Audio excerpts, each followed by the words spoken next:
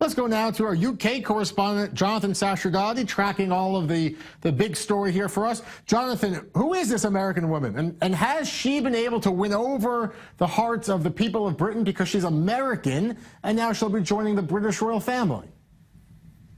Indeed, Meghan Markle is quite an unusual person to be joining the British royal family. She is that American actress. She's also divorced, which is something that's in the press a bit here regarding her marriage to Prince Harry. And she is mixed race of origin. So she's not the most likely of characters to be marrying into the royal family. And many are pointing towards this as a sign of changing times, that the royal family is now in the 21st century, and Harry, whilst not the most important of royals anymore, as fifth in line to the throne, is still seen as a key figure in the family. Should Brits, though, be more focused on Brexit, the massive exit bill, let's say, they're going to have to deal with, when they part the EU? Why still, in this 21st century, the obsession with royal weddings and royal engagements?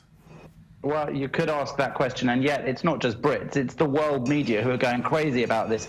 As you said earlier on, the president of the State of Israel announcing that he invites them to honeymoon in Israel, already him being the first world leader to congratulate them on their marriage. The royal family in Britain is still big news around the world, and of course, it's not as important news as Brexit, though some have commented here in the UK that every time there's good news, some news outlets announce it as despite Brexit. So there have been a few gags online about this engagement happening despite Brexit. Certainly next spring is going to be an exciting time for Brits who are bored of Brexit and politics, but like to watch the news. Jonathan, you're saying good news. I'm telling you, there's a lot of British employees here in Tel Aviv. We have British producers. I think it's a terrible day. Prince Harry officially off the market now that he's engaged. But I mean, the wedding, we don't know the date, but it'll be just in a few months from now. It's just in the spring sometime. I mean, like, what kind of pageantry can we expect? I think we can probably expect quite a big wedding.